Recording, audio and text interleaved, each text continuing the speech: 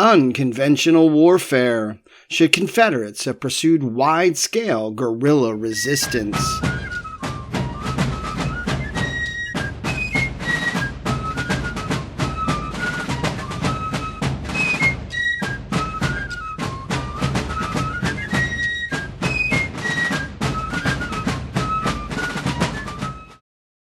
Guerrillas did not play a major role in shaping the military outcome of the Civil War. First to last, conventional armies composed of citizen soldiers waged operations that dictated swings of national morale, determined control over the most important waterways and logistical areas of the Confederacy, and ultimately decided the fate of slavery.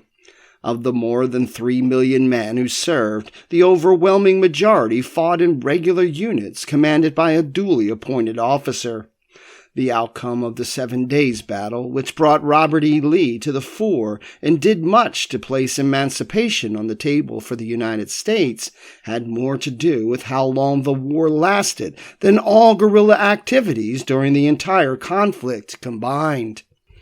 The depredations of outliers such as William Quantrill and Bloody Bill Anderson, as well as the headline-grabbing but vastly overrated exploits of John Singleton Mosby, scarcely influenced any campaign in a meaningful way.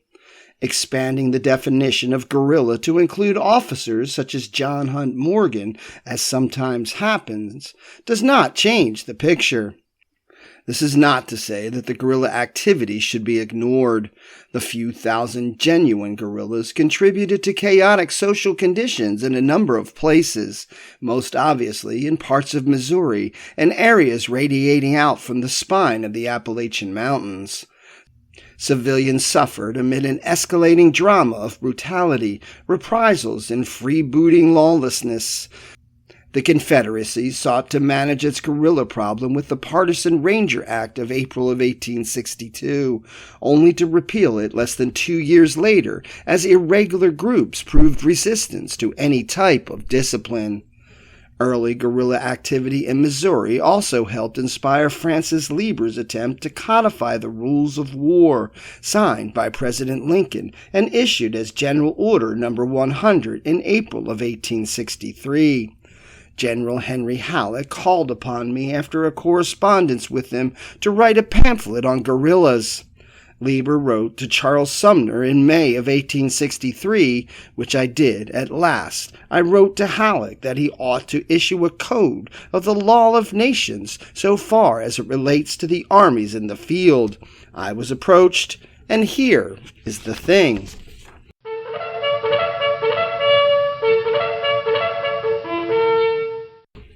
Some historians believe the Confederacy should have pursued a wide-scale guerrilla resistance.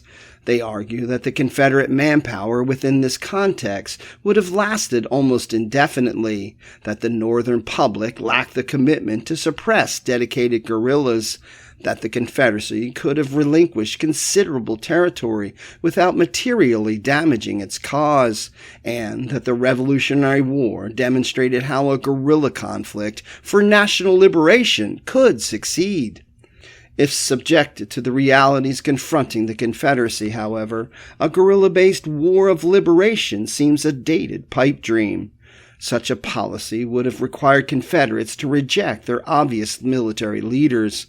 Robert E. Lee, Albert Sidney Johnston, Joseph E. Johnston, P.G.T. Beauregard, and other West Point-trained soldiers represented an ideal of the gentleman as military officers that held great appeal in the antebellum South.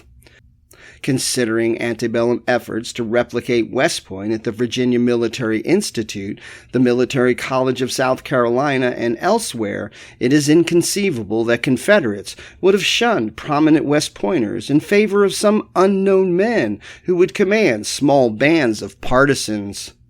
Guerrilla war also would have been inappropriate for the kind of nation Confederates hoped to establish. They envisioned taking their place among the roster of recognized Western states, a goal that demanded creation of formal government institutions, including a national army and navy. In his inaugural address, Jefferson Davis spoke to his fellow citizens of the position which we have assumed among the nations of the earth. European recognition could prove decisive. Would Great Britain and France have recognized a fledgling confederacy that relied on guerrilla units rather than on a formal army? Would harassment of federal armies rather than victories such as the 7 Days and Second Bull Run have persuaded Europeans that Confederacy seemed destined to achieve independence, as Saratoga had pointed the way toward American independence in 1777?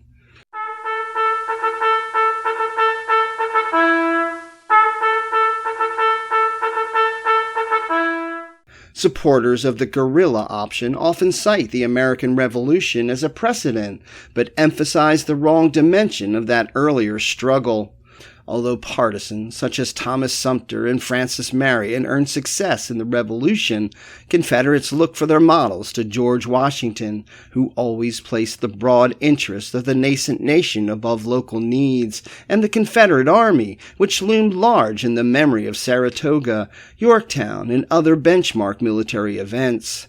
As Beauregard wrote in the summer of 1861, Washington and the Revolution should always be present in our minds. The threat of social chaos in a slave-based society stood as the most important obstacle to a Confederate policy of guerrilla war. The approach of Union forces understandably provoked alarm among Confederates about the consequences for their slaves. Late antebellum fears of insurrection and reactions to Union invaders strongly suggest that Confederates would have opposed a guerrilla strategy that accelerated the process by which slaves met federal armies. Since the South seceded to protect their slave-based society, it is hard to believe the Confederates would select a strategy calculated to undermine their economic and social control over millions of African Americans. Ironically, Jefferson Davis supplied the opening for historians to broach the subject of guerrilla war. On April 4, 1865, he addressed the Confederate citizenry.